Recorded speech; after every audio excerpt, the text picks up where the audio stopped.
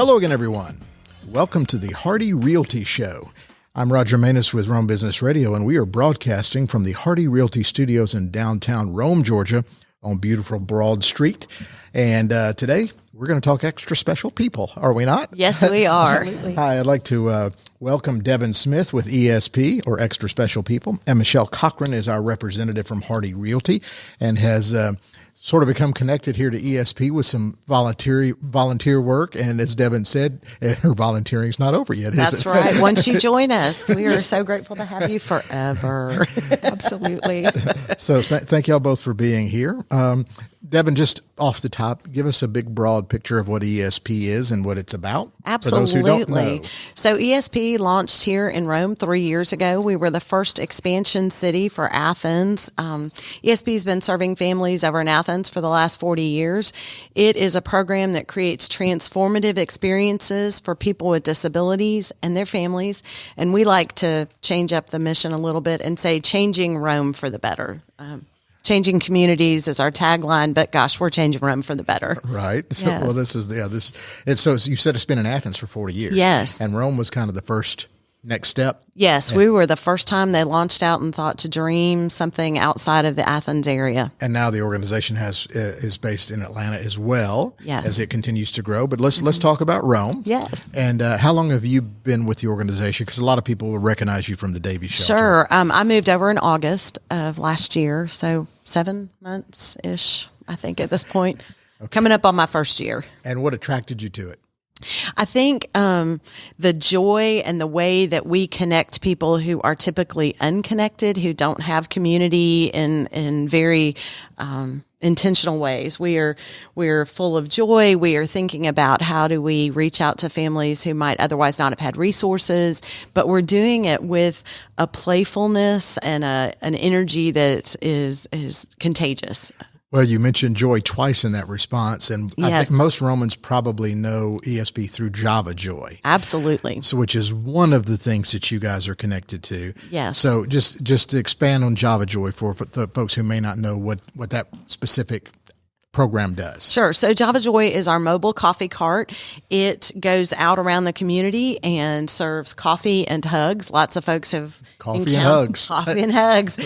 Folks have encountered us at a business or a medical office or places around the community, but it is our adult training and employment program. I believe 87% of adults that have disabilities are underemployed. So we are reaching a part of our community that would not regularly have employment. We're training them. They go through a full employment process. They write a resume. They have an interview. They shadow for a number of times before they are brought on as staff. And then we have a white apron ceremony where they get their apron with their name embroidered on it. It's presented by other Joyristas, Barista and Joy. Right. I followed you. Thanks for stopping down there. Thanks for letting me catch up. So we and we just had a white apron ceremony Friday night at Big Hoops, and Michael got to come on as one of our Joyristas. He's our 22nd person we've employed here in Rome. Okay. When you say people with disabilities, what specifics are we talking about there? Any disability. Any disability. It could be someone who has been diagnosed with autism. It could be someone who's in a wheelchair and is blind and deaf. It could be someone with CP. It could be any of a disability tag. We're connecting with them. Okay. You mentioned Big Hoops, which was a big Yes. fundraiser for you. And the white coat ceremony or white apron ceremony. I'm sorry. White coat ceremony. That's what doctors do. I mean, they are making really good coffee. They've been trained well. So tell us about Big Hoops, big success. How much money did you raise, and what is the event itself? Sure. So, and this is where Michelle, you were in Yes. attendance. Sure. And actually, Michael's swearing in, or I guess that's the term White you would apron. use, Yeah. Ceremony was absolutely amazing and probably one of my favorite parts of the night. But it was just so amazing to see 700 Romans join together to support this group, and really just, it was so loud. Yes. and so much energy going on in that room, but it was so much fun. Yes. Where did you do the event? So Darlington School was amazingly generous. It was Go an Tigers. extravagant generosity. They allowed us all of the Huffman, the Van Ness Arena, the Yancey, but we renamed it the Hospitality Suite. And we took over the whole building Friday morning and had 700 plus people, including sponsors. So we were over 800 in that space Friday night. Side note, Van Ness. Yes. Coach Van Ness taught me algebra at Darlington. There you go. There you go. Now his name's on a building. I love it. I knew it had I couldn't remember the teacher though. Connection. It was a basketball game. It was a basketball game. Doctors versus lawyers. And Jawbones versus sawbones. How good was the basketball? Surprisingly, it was surprisingly really good. well. We were competitive, I would imagine. Yes, very much. I'm so. fairly certain the doctors were doing a 3-day-a-week practice from. Oh, they were getting ready. They were getting ready. Oh, the lawyers might have been practicing a couple times a week, but the doctors really got in, and they were going to win it from the beginning. There was no question. I think they scored a 3-point shot within the first 20 seconds of the game, and we were like, and here we go. Well, when like a referee would call a foul on a lawyer, would they immediately argue? They got to. That was part of the fun, is there were some extra rules that were different than a typical basketball game, which, made it a little bit more fun, and some extra judging, shall we say, of, we had our 3 refs, but then we had an additional queen. She was like the rule queen. She could, master. Susie Twyman. Just change the rules. Well, they could protest a call, and then Susie Twyman was the final word. So she had a tiara on and a ref shirt, and she was sitting in the bleachers, and they could come up and confer with her about the call, and it was beautiful. I wish we would have had a mic on her. Oh, no doubt. Next year. Since lawyers are born to argue their point of view, their case, you would just think every foul would result in a stoppage of play while they appeal. They only got 3 the whole game, so they had to be judicious about their 3. And the doctors won the game. The doctors won the game. Yes. Well, okay. The lawyers are probably tired of hearing us talk about it. I'm sure they are. So that's one fundraiser. Do you do others throughout the year? We will. Actually, over in May, on the 6th of May, we'll have Try ESP. So if Romans remember back a handful of years, there was Try for the Kids that was a sanctioned triathlon for children, and COVID, as with many things, that fell away. Beth Smith wanted to re-envision it. She's one of our great volunteers for our after-school programming, and so she decided to really focus Try ESP for children with disabilities. So we will have a sprint, a mini triathlon over at Darlington on the 6th. So it's TRI. Yes, like a triathlon. Yeah. And we'll have that evening at 5:00, and children can bike, swim, and run, all adaptable. If a child needs to be in the pool in a kayak, that's how they'll swim their laps, and a buddy will swim them back and forth. And it's going to be a really fun evening. We're hoping folks will come out for that to cheer folks on, but also just to learn more about what ESP is up to in the community. And other than that, from a fundraising perspective, it's you're totally nonprofit, corporate donations, personal donations, wherever you can get help. Partnerships with people here in the community. Yes. Okay. Well, we were chatting before the show began because I was trying to get a lay of the land. So we mentioned Java Joy, but let's go down the other programs that you broke down by age for me as to what all you guys do and at what stage in life.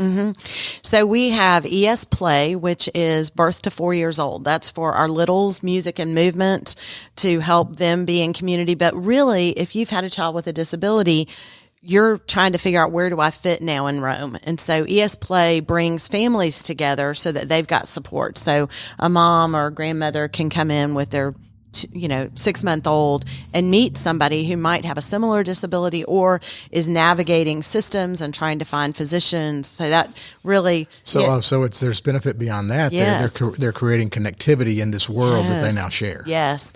So ES Play is up to 4, and then. And where is that done? I'm sorry. No, we have been utilizing space over at First Presbyterian Church. They've been generous to offer us that. It's one Friday morning a month. That'll start back up. It's ended for this year. It'll start back up in the fall again. And we'll start connecting those families with littles in that. Then we move from there into 360. That's our after school programming that meets Tuesday, Wednesday, and Thursday afternoons. We are currently utilizing space at First Methodist Church in the Wilder Center on Tuesday and Thursday. Wednesdays, we go out to the West Rome Bowling Center and we bowl. Oh, wow. And it's an outing. It's an activity that we all land over in West Rome for. And the ages of this?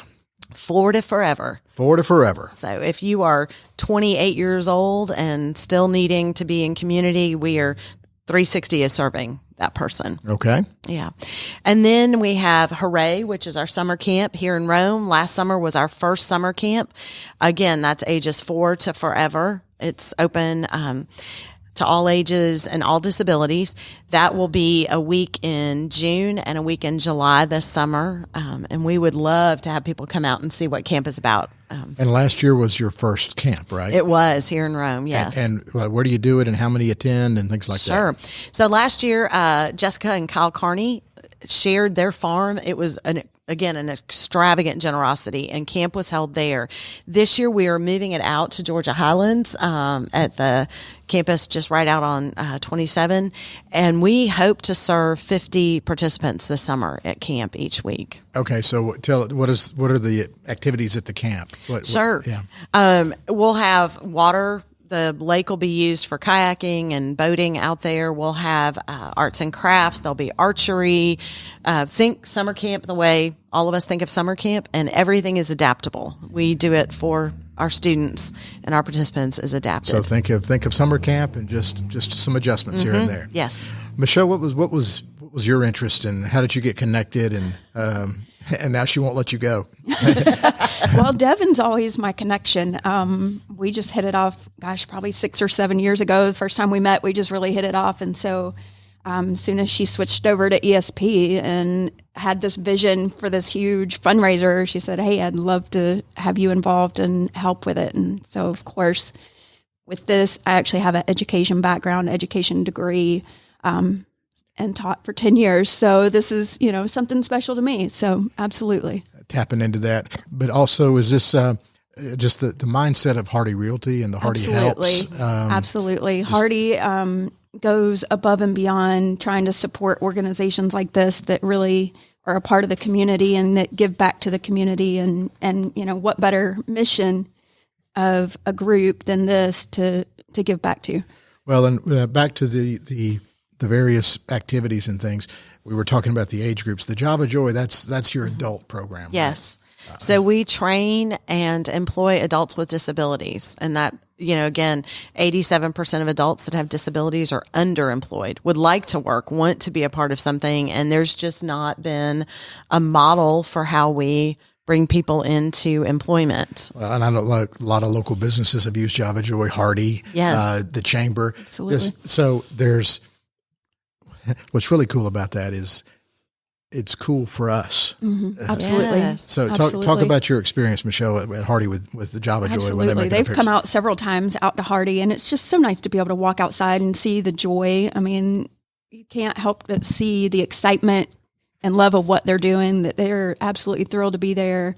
And just, you step outside of work and get to go and have some exciting time, even though it's coffee. I don't drink coffee, but it's still just the joy of being around those folks that are they just light up your day. It's interesting. She used joy twice in that response. Yes.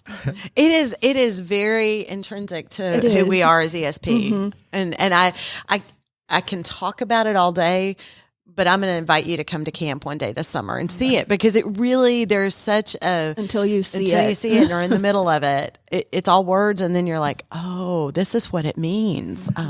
So it's like a couple of these programs, like the Hooray Camp. That's you did the first one last year. Yes. And you launched something else last year, which was the 360 programming. The 360 programming. So is the idea just to kind of, okay, we've launched those, let's grow and improve in year 2, or do you have other things coming down? Those will be our signature work now from this point forward. We'll expand it. It'll grow bigger, but those are the linchpin or the programming pieces that we bring to bear as ESP. So, what is the hardest thing fundraising? Yes and no. Okay. I have found that if I can bring somebody over to 360 in the afternoon and they can see, we do welcome wagon every time we bring any of our participants into a space.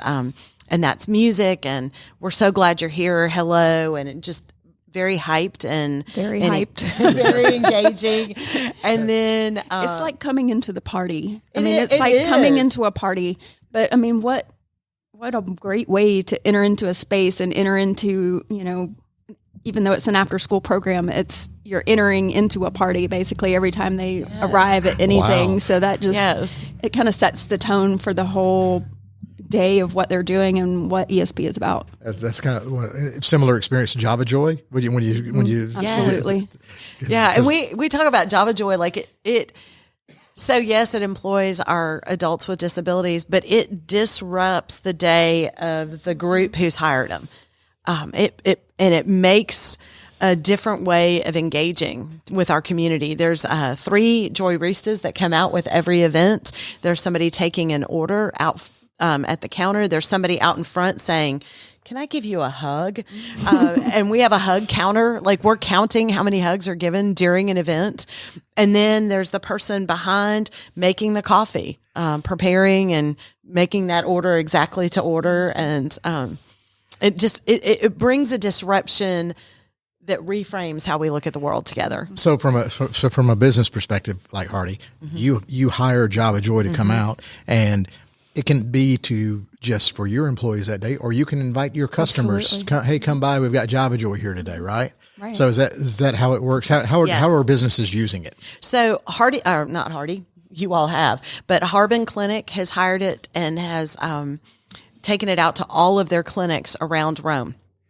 Okay. We'll be at the pediatrics clinic this week. I'm pretty sure it's this week because it's Child Abuse Prevention Month. And so as a part of that effort, they're bringing it out to serve the community, not just their employees. So how long is a typical event for Java Joy? It's an hour and a half. Okay. You book us, it's $500. We bring 200 cups of coffee, iced, hot, or hot chocolate. Back in the winter, definitely hot chocolate was a big especially thing. For non-coffee drinkers. Exactly. And we can bring a hot chocolate bar, extra whipped cream and marshmallows and little, Benny kind of sprinkles that you put on stuff. So there's ways, but for $500 for an hour and a half, you've got a way to engage people outside your business. It's a way to thank your employees. It's an opportunity to share. And how many events does Java Joy do a year or a month, or how do you tabulate it? We are hoping really that every week we would have 3 or 4. Okay. We're not there yet, but we are working toward that being what we're doing so that we can really employ those 22 Joy Roostas regularly with a setup. So obviously this podcast helps spread the word, but what else do you need? Oh, goodness. I brought the entire wish list. It's quite a document here. But we have things that... I didn't realize that when I asked that question. He opened up Pandora's box here. But things, snacks for the afternoon programming. When your children come home from school, they want a snack. We want something healthy, some fruit, some goldfish. Well, there's healthy, and then there are snacks. Sure. Sometimes they cross over, but, Cheez-Its, chips, fruit snacks. We always need water. We need wipes and gloves. A lot of our participants need extra help with some of their hygiene and toileting, and we want to provide that without any expense to the families. For camp, we have a whole list of, we need Band-Aids. We need, just bug spray and sunscreen and things like that for camp. So there's ways to support us that are monetary, but they're actually gifts, to the programming. What else is on your list there? We need diapers and disinfectant. We need ibuprofen, Swiffer mop pads to clean up spaces where we are, so we leave them better. Toilet paper, paper bowls, brown paper bags. And how many through these programs, how many people are helped? Currently, we are at 102 participants and families that we are serving here in Rome. Wow. And we do a couple of other things that are not directly those 3 or 4 items or 4 programming, but we have a club event once a month where we bring everybody together on a Friday night. We had a luau last month and all Hawaiian themed with grass skirts, the whole 9 yards. We had Winter Olympics back a couple months ago, and everybody was bobsledding, and St. Peter's Episcopal Church opened up their fellowship hall so that we could have the Winter Olympics there. And then we do family dinner once a month. And I'm going to tell this story, and it probably is one of my favorite moments with family dinner and how we are really entering into people's stories with them. We have a young man who is on the go the whole time he's with us. And so I knew him from a couple of previous events, and his family walked in, and his mother, I said, "How are you doing?" And she said, "Oh, we're just so tired." And I said, "Well, go head on to the table. We'll get your meal. You guys go sit down." And it was mom and dad and 2 boys, and younger brother goes off on a run, and, all of a sudden, the volleyball team from Berry College was serving the meal, and a girl who'd been the volunteer buddy for this young man was at the table helping serve dinner, and she caught sight of him, and she came over and she said to mom and dad, "Hey, I've got him. He's mine all night. Like, you all sit here. I'll be on the move with him as he's moving around the space. Y'all enjoy dinner." And a little while later, I look over, and the 3 of them were sitting at the end of the table just having this beautiful time where the older brother got full attention of mom and dad. And when they left, the mother said, "This was such a break for us. It was so good." And I thought, that's why we're doing this. Oh, yeah. Great story. Yes. Great story. So how can other people get involved? Yes. You need volunteers. I know you Always. need dollars, but how can people get involved? If they will reach out to me at Devon at ESPUandme.org. That is my email address. We will plug you in. You can find us online at ESP.org. We would welcome folks joining us in this work for sure. You're going to have to spell that email address again because Devon is just spell it out. DEVON at ESPYOUANDME.org. It's a lot. ESPUandme.org. Yes. Okay.